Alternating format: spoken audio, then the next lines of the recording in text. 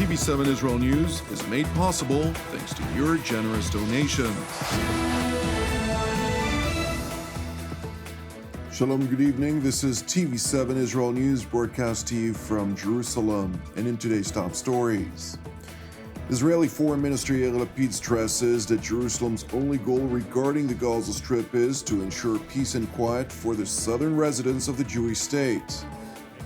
Germany calls upon the Islamic Republic of Iran to immediately return to the negotiating table with a P5+1 in Vienna, warning that the window of opportunity to revive the 2015 nuclear agreement is running out. U.S. senators who concluded a visit to Lebanon voiced the alarm over the rapidly deteriorating situation in the volatile country. The State of Israel's only goal regarding the Gaza Strip is to ensure peace and quiet. Speaking at a special event organized by the Foreign Press Association, which TV7 is a member of, Israeli Foreign Minister and alternate Premier Yair Lapid emphasized that Israel does not intend to reconquer Gaza, nor does it seek to choke it economically speaking. Rather, it is forced to administer reactionary measures. Our only goal is maintaining peace. We are not interested in going back to Gaza. We are not interested in choking Gaza in sieges. We just want to make sure nobody's firing rockets and missiles on us. And if Hamas will guarantee peace and quiet, they can guarantee also the economy and functioning economy and humanitarian aid to the people of Gaza. While Israel's southern front presents a continuous challenge, Jerusalem's top diplomat asserts that the two main challenges to the security of the Jewish state emanate from the north, including Hezbollah and the Islamic Republic of Iran. Our two largest security and policy challenges were and still are Iran and Hezbollah. The prime ministers came back from Washington after a very successful visit, came back on Sunday. We have agreed not to agree with the Americans about the nuclear agreement, about the JCPOA, but right now it seems like that the agreement is not going anywhere and the talks are not going anywhere. Nobody's coming to Vienna. So the world needs a plan B. And Iran needs to know there is a credible threat on it. If they will keep on advancing their nuclear programs as they do now. Up north, Lebanon has transformed from a country with a terror organization to a terror organization with a country. Hezbollah is the largest terror organization in the world. This is one of the reasons the collapse, or almost the total collapse of Lebanon worries us a lot.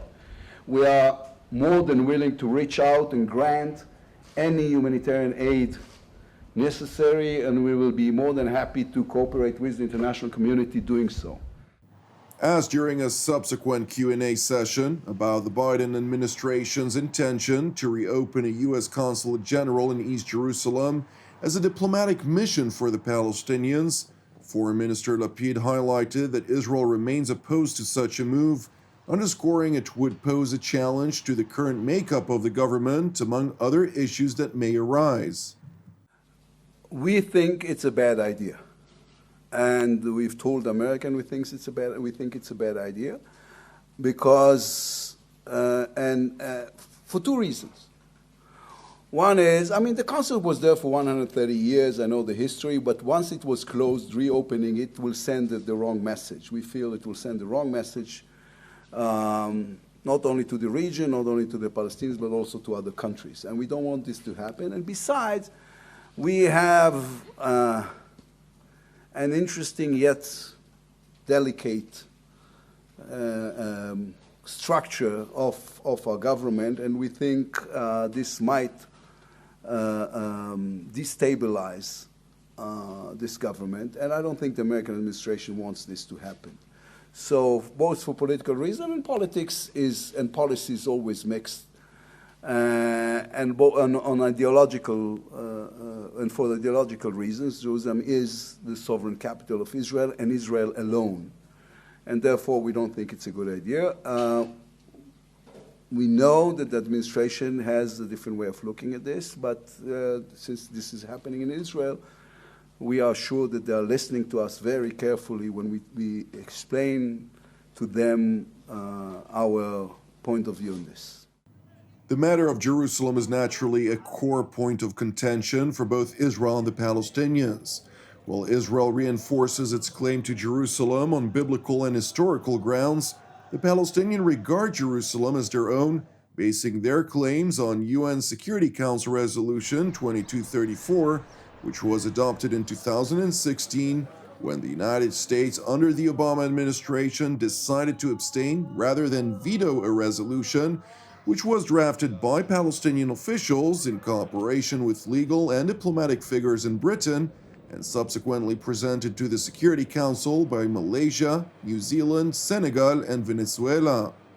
هناك وعود من قبل الإدارة الأمريكية بإحداث تغيرات على الإدارة السابقة التي حاولت شطب كل القضية الفلسطينية، وأعلنت أن القدس عاصمة موحدة، وأعلنت أنه لا يمكن إقامة دولة فلسطينية، وعملت تطبيع وغير ذلك، وحاولت أن تروج للسلام الاقتصادي بعيدا عن الحل السياسي. نحن نعتقد الآن يجب أن يكون هناك حل سياسي يفضي إلى إنهاء الاحتلال والاستيطان الاستعماري، وبما له علاقة في مدينة القدس تحديدا التي تعتبر حسب قرار التشريع الدولي والقانون الدولي هي عاصمة دولة فلسطين، وهذا الأمر الذي يستوجب فتح القنصلية أو إعادة فتح القنصلية الأمريكية في مدينة القدس.